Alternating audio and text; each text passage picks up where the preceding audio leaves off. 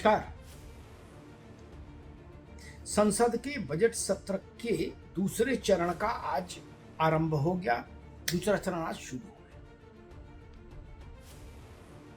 इस दूसरे चरण में, बजट सत्र के इस दूसरे चरण में दो चीजें बड़ी महत्वपूर्ण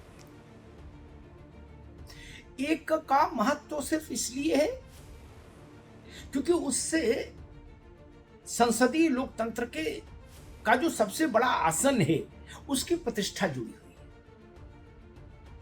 लेकिन उसमें कोई सेंसेशनल बात नहीं है, कोई रहस्य और रोमांच नहीं है। और जिस चीज में कोई बहुत रहस्य रोमांच नहीं होता उसके बारे में बहुत ज्यादा लोगों की उत्सुकता भी नहीं होती। तो वो पहला मसला है लोकसभा अध्यक्ष ओम बिरला के विरुद्ध विपक्ष का अविश्वास प्रस्ताव। हालांकि उस अविश्वास प्रस्ताव में से कुछ बदलाव हो जाए ऐसा संभव नहीं।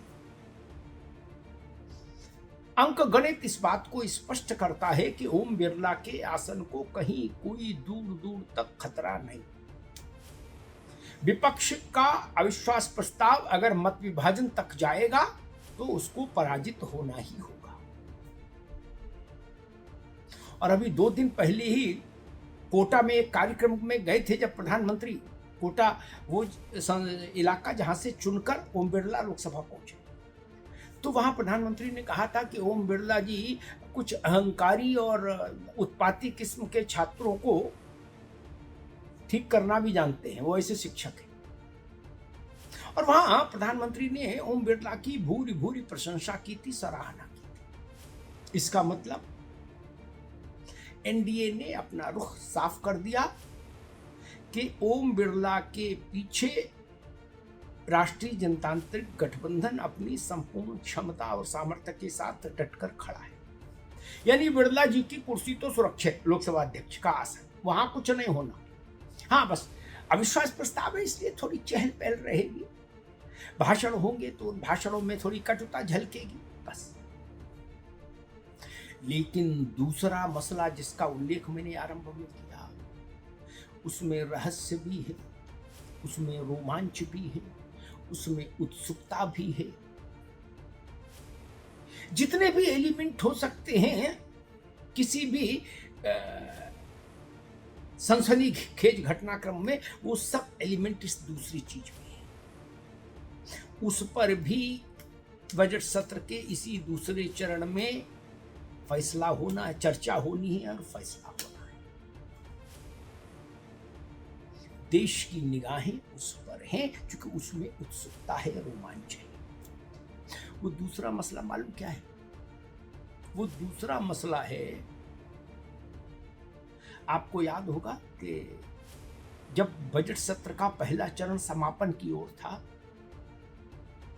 तो भाजपा के सदस्य निशिकांत दुबे ने सदन में एक सब्सटेंटिव मोशन रखा था। अब ये सब्सटेंटिव मोशन क्या है? ये एक इस ढंग का प्रस्ताव होता है जिसको कोई भी सदस्य ला सकता है, जिसमें किसी एक निर्दिष्ट निर्धारित विषय पर सदन से अपेक्षा की जाती है कि वो चर्चा करे और चर्चा के बाद उस पर मत विभाजन हो, निर्णय हो। ऐसा विषय जिस पर निर्णय, और वो मोशन लेके आए निशिकांत दुबे। और उस मोशन में मांग की गई है कि यह सदन राहुल गांधी की सदस्यता को समाप्त करे। अब इस पर फैसला लेना होगा लोकसभा को। ये 2 चरणों की प्रक्रिया होगी। पहला चरण होगा कि लोकसभा अध्यक्ष ओम बिरला निशिकांत दुबे के इस प्रस्ताव को स्वीकार करें और स्वीकार करने के बाद सदन में चर्चा के लिए लाएं, रखें, अनुमति दे कि भाई चर्चा के लिए रखा जाए। फिर चर्चा हो और चर्चा के बाद इस पर वोटिंग हो। समझिएगा, मामला गंभीर हो जाएगा। और ओम बिरला को हटाने के लिए कांग्रेस सीटी बजा रही। स्वाभाविक है, जब विपक्ष को ओम बिरला पर कतई भरोसा ही नहीं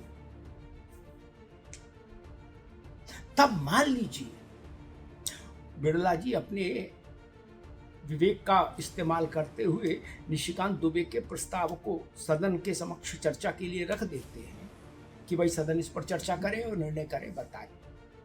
तब राहुल जी का क्या होगा? लाख टके का सवाल है, क्योंकि सदन का अंकगणित यहां भी साफ है।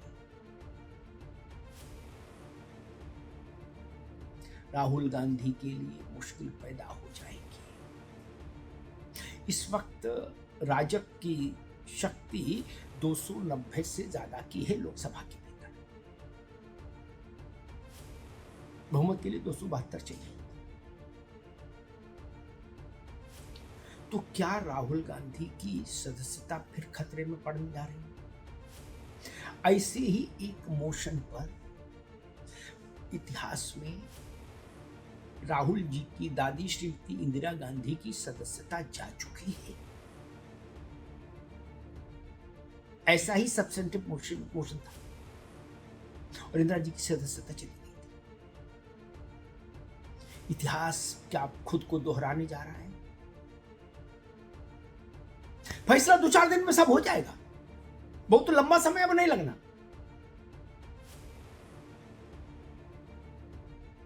ओम बिरला पर विपक्ष को पराजित होना है, ये तय है। और अगर राहुल गांधी के विरुद्ध निशिकांत दुबे के प्रस्ताव पर लोकसभा में चर्चा और चर्चा के बाद मतदान हुआ तो राहुल गांधी की सदस्यता भी चली जाएगी, ये भी लगभग तय जानी है, अगर वोट हुआ तो। क्योंकि वोट तो गणित का खेल है और गणित कहता है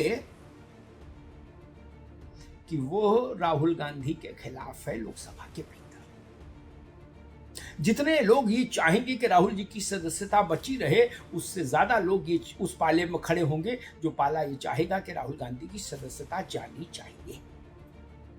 उन्होंने संसद की मर्यादा का उल्लंघन किया है, उन्होंने संसद के विशेषाधिकार का उल्लंघन किया है। जो निशिकांत दुबे के नोटिस का मजमून है वो उसके आधार पर कह रहा हूं। तो क्या घंटी बज रही है खतरे की? क्या सचमुच राहुल गांधी की सदस्यता एक बार फिर चली जाएगी? ये सवाल कांग्रेस को परेशान कर रहे होंगे, क्योंकि एक बार जा चुकी राहुल जी की सदस्यता, तब अदालत के फैसले से गई थी, इस बार लोकसभा के फैसले से चली गई। तब लोकसभा के किसी भी सदस्य की सदस्यता समाप्त करने के लिए लोकसभा का फैसला पर्याप्त है। सदन सर्वोच्च है और अगर ऐसा हो गया तो क्या स्थिति बनेगी? नेता विपक्ष है राहुल गांधी। हालांकि जब इंदिरा जी की सदस्यता गई थी तब वो भी सदन के सबसे बड़े विपक्षी खेमे के नेता थी, कांग्रेस की नेता थी,